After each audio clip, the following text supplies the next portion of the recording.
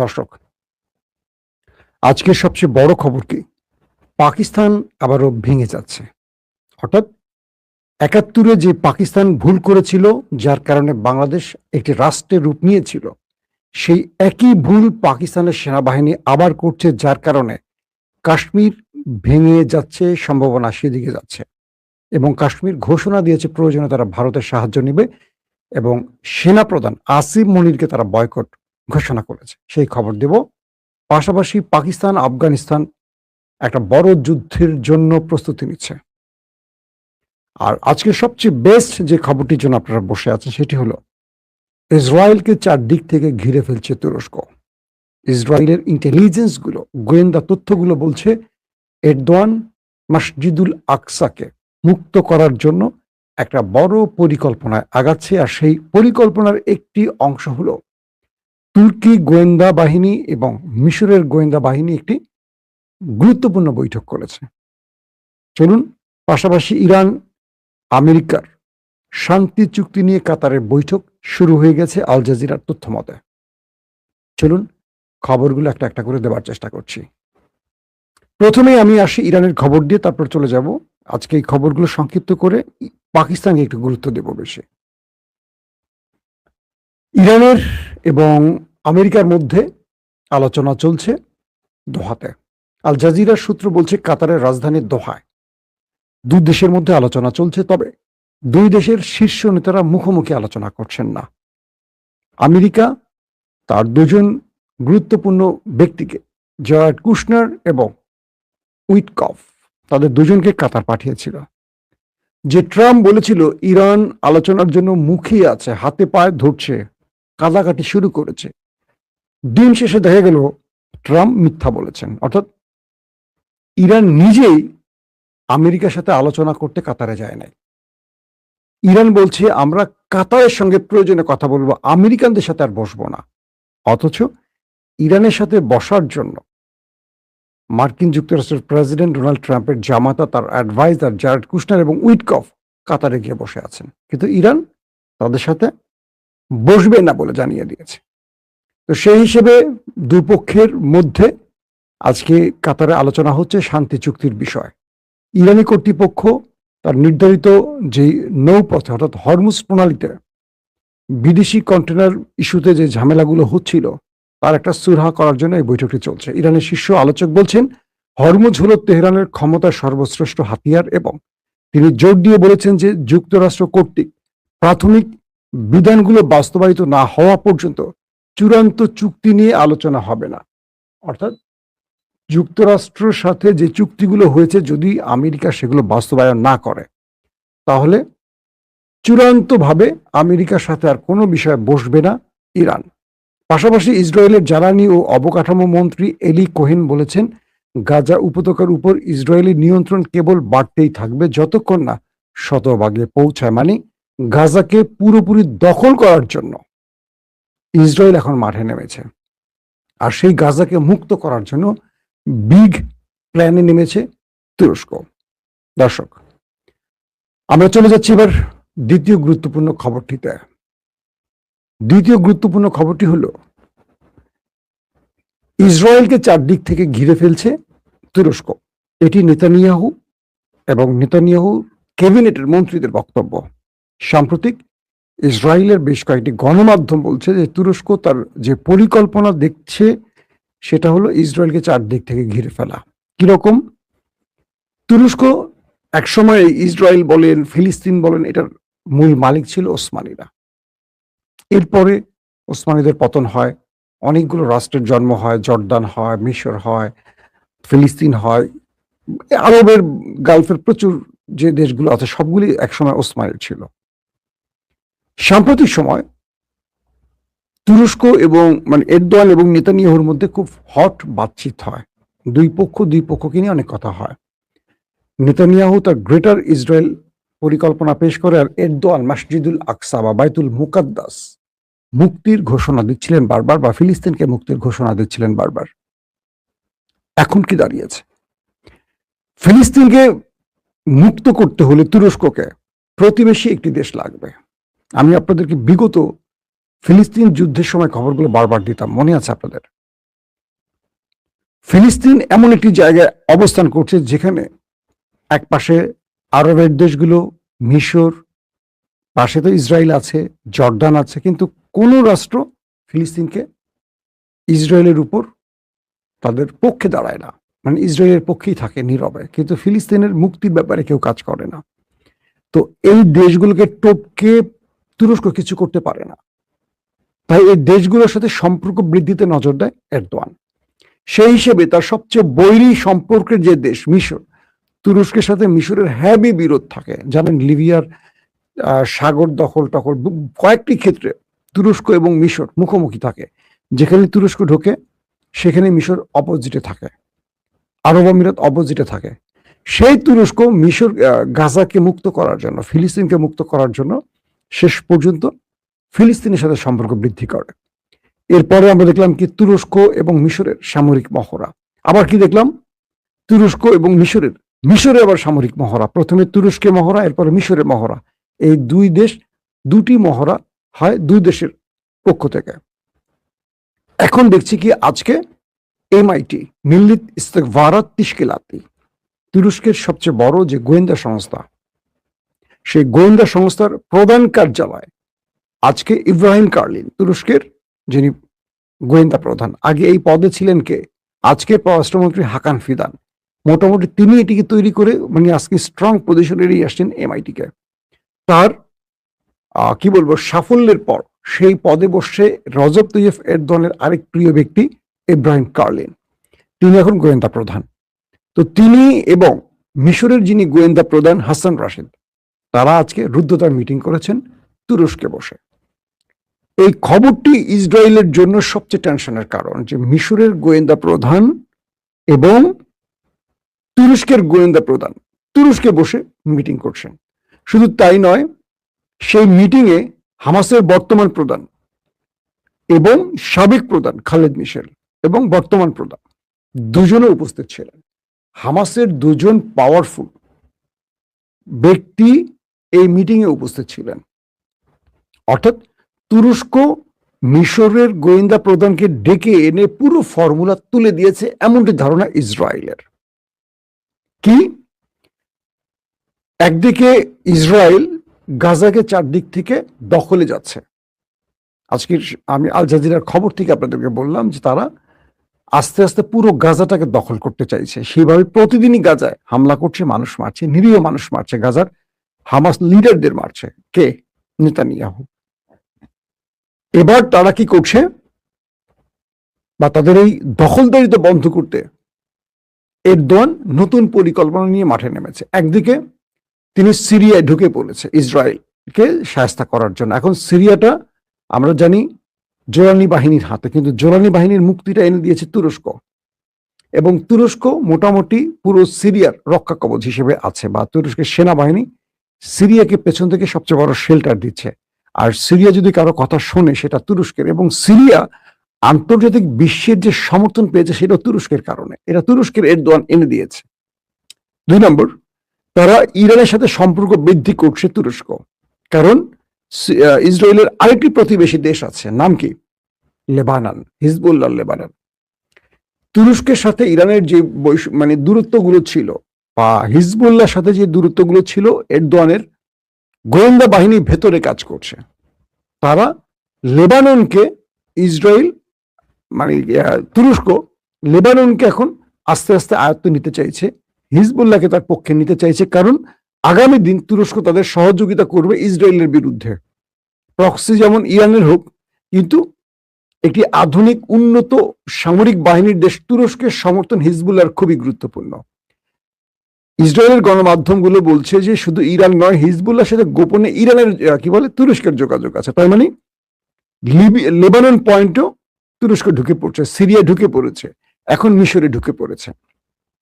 মিশর আপনারা জানেন যে ফিলিস্তিনের সবচেয়ে কাছের দেশ, রাফা বন্দর দিয়ে আসা যাওয়ার খবর তো পেয়েছেন আপনারা। আরেকটি দেশ হলো জর্দান, যেটি জেরুজালেম কিংবা মূল ওয়েস্ট ব্যাংক যেটাকে আমরা বলি, তার পাশে। জর্দানের দ্বিতীয় আব্দুল্লাহ এখনো আমেরিকা এবং ইসরায়েলের খেলনার পুতুল। এই দেশটাকেও আস্তে আস্তে লাইনে আনার চেষ্টা করছে তুরস্ক বা এরদোয়ান। এজন্য ওরা বলছে, মানে ইসরায়েল বলছে যে তুরস্ক চারদিক থেকে ঘিরে ফেলছে কাকে? ইসরায়েলকে। তাই ইসরায়েল তুরস্কের বিরুদ্ধে যুদ্ধের প্রস্তুতি নিচ্ছে এমন কথা আসছে। এবং নেতানিয়াহু এটিও বলেছে আমাদের দ্বিতীয় টার্গেট হবে তুরস্ক। আর এরদোয়ান হেসে দিয়ে বলেছে আগে ইরান সামলাও, পরে তুমি তুরস্কের কথা ভাবো। তুরস্ক জেরুজালেম বিজয় করতে আসছে। জেরুজালেমের প্রকৃত মালিকের হাতে জেরুজালেম তুলে দেওয়া হবে, মানে ফিলিস্তিনের হাতে তুলে দেওয়া হবে। বাইতুল মুকাদ্দাস বিজয় করা হবে, ঘোষণা এরদোয়ান দিয়েছে। তো আজকে যে গুরুত্বপূর্ণ মিটিংটা হয়েছে তুরস্ক এবং মিশরের গোয়েন্দা প্রধানদের মধ্যে, এবং সেখানে দুজন হামাস লিডারকে, হামাস প্রধান এবং সাবেক প্রধান দুজনকে রাখার প্রধান কারণ হলো যে এই দুটো দেশের তার পুরো পরিকল্পনা হামাস জানবে, এবং হামাস কি করতে যাচ্ছে, কি করবে, পুরো পরিকল্পনাটা এই দুই দেশের পক্ষ থেকে জানানো হবে, যাতে করে মিশর আগামী দিনে হামাসকে সব রকম সহযোগিতা করতে পারে। মিশর যদি হামাসকে সহযোগিতা করে, ইসরায়েল সেখানে 24 ঘন্টা টিকতে পারবে না। কারণ কি জানেন? মিশরের বিশাল সামরিক বাহিনী, সবচেয়ে বড় সামরিক বাহিনী, মানে মুসলিম দেশের মধ্যে সবচেয়ে বড় সামরিক বাহিনীর দেশ হলো মিশর। যদিও তারা এই পশ্চিমাদের দালাল হিসেবে নিজেকে ধ্বংস করে ফেলেছে, তাদেরকে আবারও ফিরিয়ে আনার চেষ্টা করছে মুসলিম উম্মার অন্যতম, আমি খলিফা বলবো না, মুসলিম উম্মার অন্যতম নেতা এরদোয়ান। অনেকে বলবেন যে ভাই এরদোয়ান তো এইটা সেটা, আমি তাদের উত্তর দিতে চাই না। এই উত্তর বহু দিয়েছি, অনেক ভিডিও করছি এরদোয়ান বা তুরস্ক নিয়ে। আমার চেয়ে বেশি ভিডিও বাংলাদেশের কেউ করে নাই। যারা আমার ভিডিও নিয়মিত দেখেন তারা জানেন, আমাকে এখনো অনেকেই মনে করেন আমি তুরস্কেই থাকি সবসময়। বাংলাদেশের অনেক বড় বড় এখন রানিং মন্ত্রী আছে, সাবেক উপদেষ্টা আছে, সচিবরা আমাকে তাদের সাথে মিটিং এ বসলে তুমি তুরস্ক থেকে কবে আসছো? এই তো সাম্প্রতিক আমার এক পুলিশের ভাই কাউসার ভাই, আপনাকে সালাম, তিনি পুলিশের এসপি পদে আছেন, তো আমাকে বললেন যে আপনি তো তুরস্কে থাকেন না। মানে সে আমাকে এখনো তুরস্কের ভাবে, কারণ এত পরিমাণ তুরস্কের সংবাদ আমি দিয়েছি। তো সেই তুরস্কের কথা বলছি যে এখন ফিলিস্তিনকে যে কোনো ভাবে মুক্ত করার জন্য এরদোয়ান একটা বিগ প্ল্যানে নেমেছে। দর্শক, এই খবরটি নিয়ে আমি কালকে আরো অনেক আলোচনা করব, কারণ আমার কাছে পাকিস্তান একটা গুরুত্বপূর্ণ ইস্যু আছে। একদিকে পাকিস্তানের ভেতরে বেলুচিস্তানে বড় রকম আক্রমণ চালিয়েছে আফগান। কালকে আফগানিস্তানে পাকিস্তান অ্যাটাক চালিয়েছে যুদ্ধ বিমান দিয়ে, কয়েকটি অ্যাটাক চালানোর কারণে অনেক সাধারণ মানুষ প্রাণ হারিয়েছে। আজকে প্রতিশোধ হিসেবে চলে এসছে কে? আফগান বেলুচিস্তানে তারা ড্রোন অ্যাটাক চালিয়েছে। পাকিস্তান দাবি করছে তারা 4টি ড্রোনকে ভূপাতিত করেছে, এবং আফগানিস্তানে বড় রকম একটা স্ট্রাইক চালাতে যাচ্ছে আবার পাকিস্তান। তার মানে কি দুই দেশের মধ্যে একটা বড় যুদ্ধের সংখ্যা বেজে গেছে। মাঝখানে গত অক্টোবর পর্যন্ত লড়াই, তারপর কাতারে তুরস্কে কয়েক দফা মিটিং হয়, কিন্তু আবারও ভারতের প্রেসক্রিপশনে, এটা ভারতের বিষয়টি পাকিস্তান বলছে যে দিল্লির প্রেসক্রিপশনে আবারও পাকিস্তান সীমান্ত উত্তপ্ত করছে আফগানিস্তান, এটা ভারত পাকিস্তান দাবি করছে। কিন্তু সবচেয়ে বড় ডেঞ্জারাস খবরটা কি জানেন? সবচেয়ে বড় বিপজ্জনক খবরটি হলো কাশ্মীর। এবার কাশ্মীর পাকিস্তান থেকে বেরিয়ে যাওয়ার ঘোষণা দিয়েছে।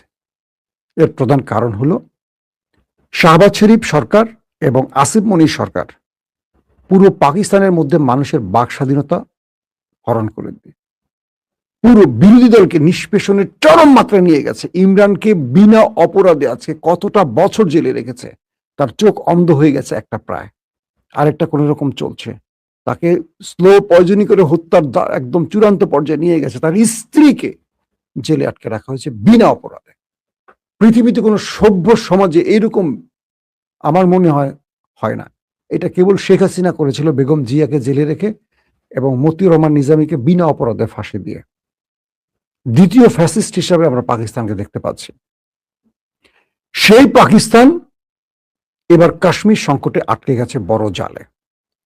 কাশ্মীরের রাওলাকোট ঈদগাহ মাঠে হাজার হাজার মানুষ এক হয়েছে। তারা বলছে এই জালিম পাকিস্তানি শাসনের বিরুদ্ধে আমাদের বিক্ষোভ, প্রয়োজনে আমরা পাকিস্তান থেকে বেরিয়ে ভারতের সাথে যুক্ত হব, প্রয়োজনে আমরা সামরিক বাহিনীর বিরুদ্ধে লড়াই শুরু করব। এটা খুব বিপজ্জনক শব্দ। যে পাকিস্তান বা কাশ্মীর, আজাদ কাশ্মীর বা মুজাফফরাবাদ, যে অঞ্চলগুলোর কথা আমরা জানি, যারা পাকিস্তান শাসনকে খুব ভালোভাবে মেনে নিয়েছিল এবং ইমরান খান এদেরকে এত স্বাধীনতা দিয়েছিল, এবং এই কাশ্মীর ইমরানের আমলে গিলগিট বালুচিস্তান, খাইবার পাখতুনখোয়া, আজাদ কাশ্মীর, এরা কি বলে পাঞ্জাব, প্রত্যেকটি কিন্তু পিটিয়ে বিজয় লাভ করেছিল। সেই ইমরানকে বিনা অপরাধে জেলে ঢুকিয়ে জনগণকে বন্দুকের নল দিয়ে থামাতে গিয়ে পুরো পাকিস্তান এখন উত্তপ্ত হয়ে উঠছে। একদিকে আফগান সীমান্ত উত্তপ্ত, এটা কিন্তু ইমরান খানের আমলে ছিল না। একদিকে খাইবার পাখতুনখোয়ায় প্রতিদিন অ্যাটাক হচ্ছে, গুপ্ত অ্যাটাক, আত্মঘাতী অ্যাটাক চলছে, মানুষ হত্যার মহড়া। এবার কাশ্মীরে আপনারা জানেন যে মাসখানেক আগে কাশ্মীরে এই নিরাপত্তা বাহিনী প্রচুর মানুষকে মেরেছে প্রকাশ্যে গুলি করে, এবং তারা খাদ্য সংকট তৈরি করেছে, মানে যাতে পাকিস্তান থেকে আজাদ কাশ্মীরে খাদ্য না যায় সেখানে পর্যন্ত তারা মানে স্ট্রাইক তৈরি করছে এই পাকিস্তানের শাসকরা। এবার সর্দার আমান খান, কাশ্মীরের যিনি এখন প্রধান নেতা, তার নেতৃত্বে হাজারো কাশ্মীরিরা এক হয়ে গেছে। তারা মুজাফরাবাদ সহ পুরো কাশ্মীরের স্বায়ত্তশাসন দাবি করছে, এবং তারা বলছে আমরা পাকিস্তানের সঙ্গে আর থাকবো না। অর্থাৎ বাংলাদেশের উপর ৭১-এ বা তার আগের থেকে যে বৈষম্য করেছিল এই ইয়াহিয়া আইয়ুবরা, তার ফলশ্রুতিতে বাংলাদেশ স্বাধীন হয়।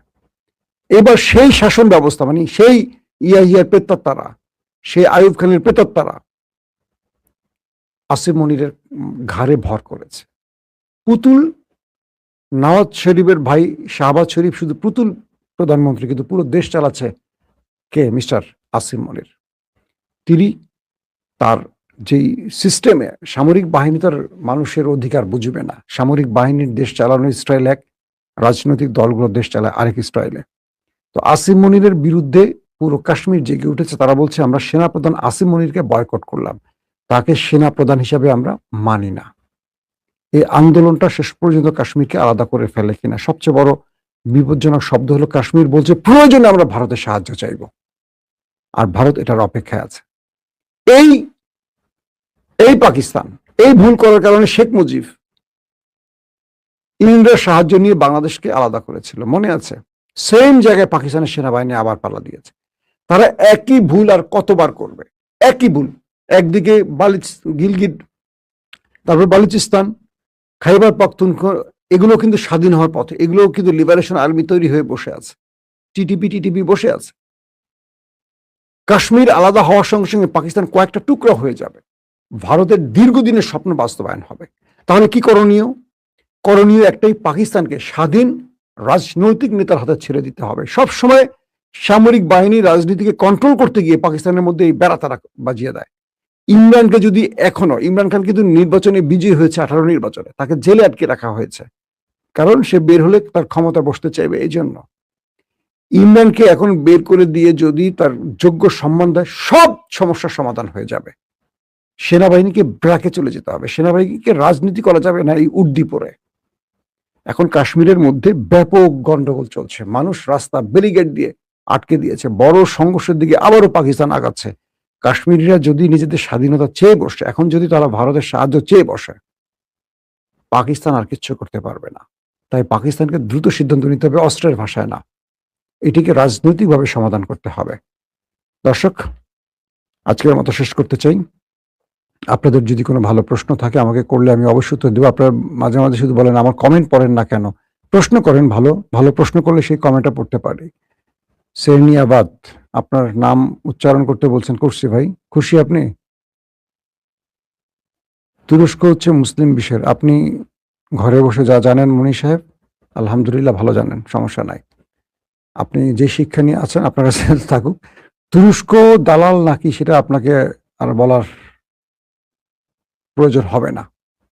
তুরস্ক যা করছে সেটা বুঝতে গেলে যে জ্ঞান বুদ্ধি প্রয়োজন, হয়তো সেখানে আপনার একটু ঘাটতি আছে। ইরান ইরানের জায়গায় আছে, তুরস্ক তুরস্কের জায়গায় আছে, এবং মনে রাখবেন এই তুরস্ক ইরান এক হচ্ছে, এবং আজকের ইরানের বিজয়ের পেছনে পাকিস্তান তুরস্কের পেছনে অনেক বড় ভূমিকা আছে। সো আজগবি কথা বলবেন না, বুঝে শুনে বলবেন। আমার বাড়ি তুরস্কেও না, ইরানেও না, তাই আমরা নিরপেক্ষ বলার চেষ্টা করি, যেটা সত্য সেটা বলতেই হবে। আজকের মতো বিদায় নিচ্ছি দর্শক, সবাই ভালো থাকবেন, আল্লাহ হাফিজ।